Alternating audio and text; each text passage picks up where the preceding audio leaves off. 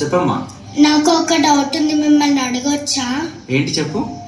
Republic day అంటే ఏంటి sir? నీకు రిపబ్లిక్ డే గురించి తెలియాలంటే ముందు ఇండిపెండెన్స్ డే గురించి తెలియాలి. దాని గురించి చెప్పాలంటే నేను కాదమ్మా, మన మట్టే మాట్లాడుతుంది. మట్టి మాట్లాడటం ఏంటి సార్?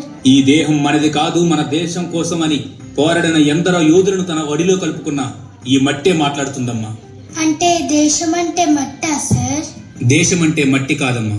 మరి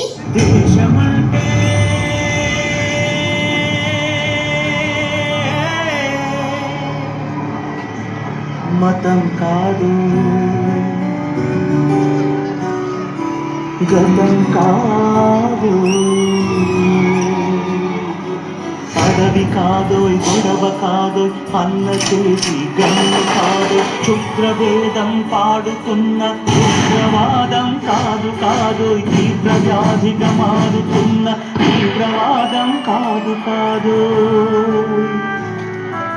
దేశమంటే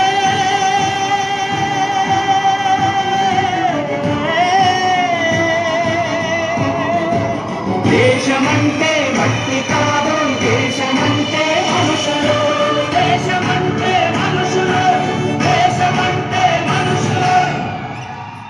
మనుషులంటే మన యోధులే కదా సార్? అవునమ్మా. అయితే వాళ్ళలో కొందరి గురించి అన్నా మాకు చెప్పండి సార్. ఎరుపంటే ఎవడికి రా భయం, అది నా భరతమాత నుదుటి సింధూరం అని ఆంగ్లేయుల గుండెలను చీల్చినది ఒకరైతే, స్వేచ్ఛ అంటే ఒకరిచ్చేది కాదు మనమే తీసుకునేది అని చెప్పి ఆంగ్లేయులను గడగడలాడించిన సింహస్వప్నం మరొకరు.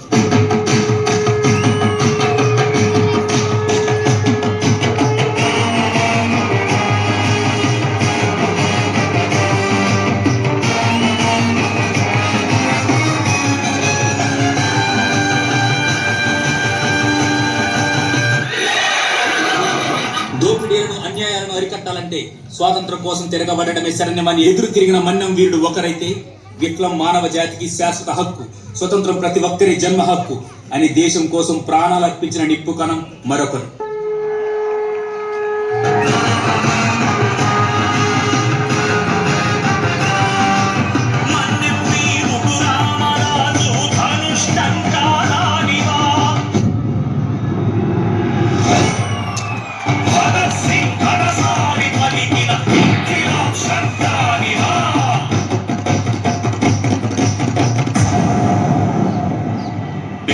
సైతం ప్రపంచానికి సంఘనొక్కటి ఆహుతిచ్చారు,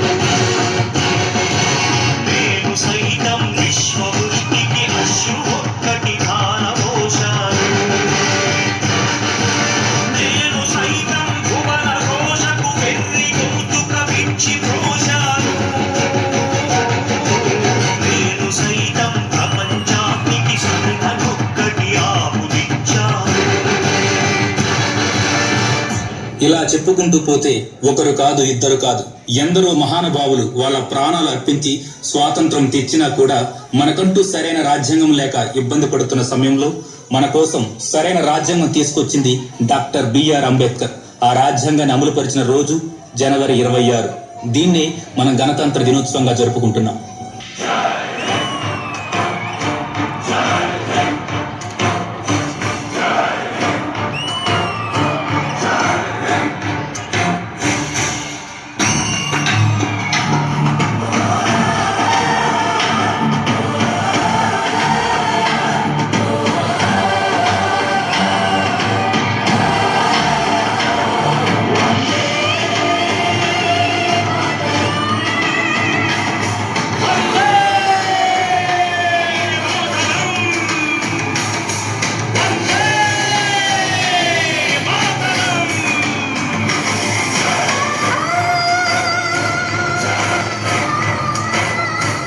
దేశమంటే